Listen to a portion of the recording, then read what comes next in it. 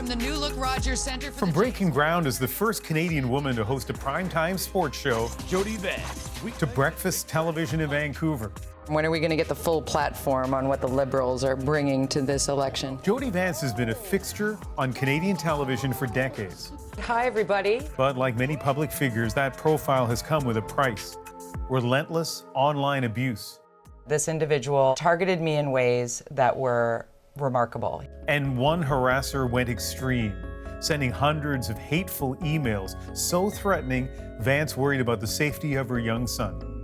She decided to take action, figured out who he was, went to the police, and he was eventually charged with criminal harassment. I am not finished with this. I didn't get the justice that I feel is deserved in this case. The case ended with a guilty plea, but the sentence, probation, leaves questions about whether it's enough of a deterrent for others whose online conduct becomes criminal. You do this, and you will immediately have consequences for your actions.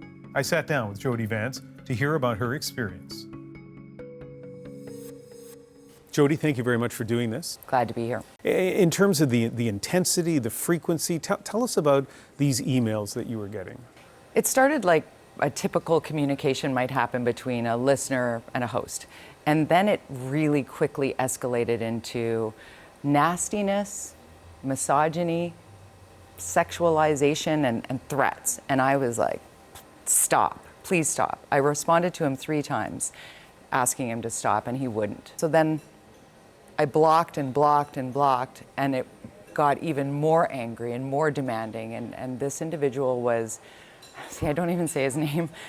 For so long, I didn't say his name. But this individual would comb through my social media, screen cap it, Photoshop it, then take it, email it to me, and email it to my colleagues, my coworkers, my guests on my shows, with sexualized, violent, threatening words that made me feel unsafe. And this turned into criminal harassment. And the judge looked at this and said, you know, there's no place in civil society for this, because though they are words and they are online, they had a deep impact on your day-to-day life. Tell us about that.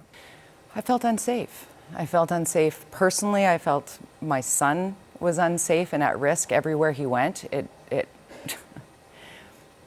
Honestly, this is the biggest piece for me, that it impacted my family the way it did. I can never get back that tender time in my son's life, those 7 years of feeling fearful for his safety. I put myself at risk, right? Being As in the a public eye. person, yeah. Yes. He didn't sign up for that. We locked our doors when we were at home. We closed the blinds in our house. We didn't go out as much as we might have. I would switch out the license plate on my car regularly. I would drive to and from places differently. I would warn my young son, if he saw this person, to run to safety, find an adult.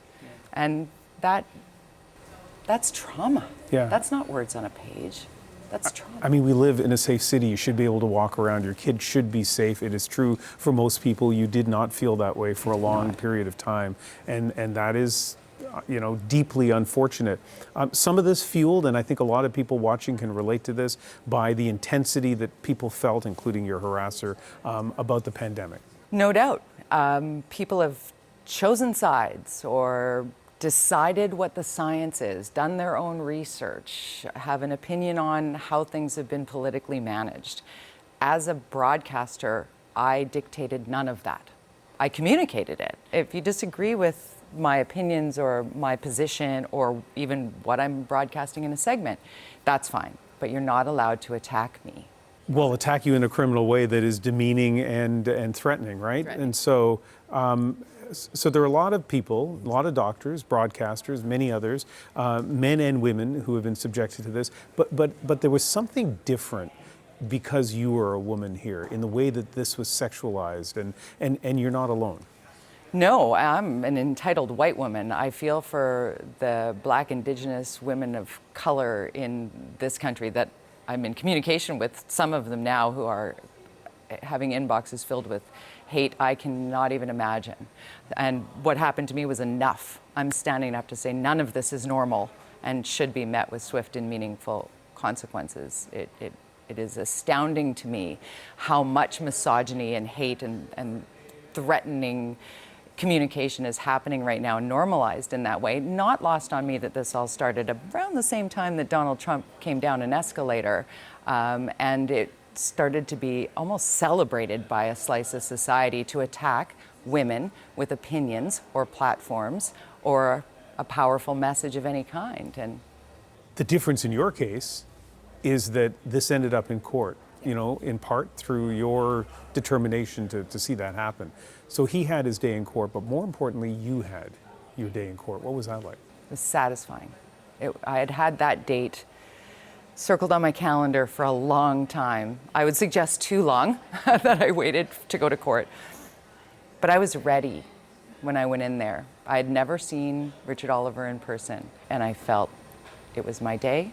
I looked my harasser in his eyes, and I told him, I'm not scared of you anymore, and you will have consequences. And so he got a suspended sentence, no jail time, no fine, no community service.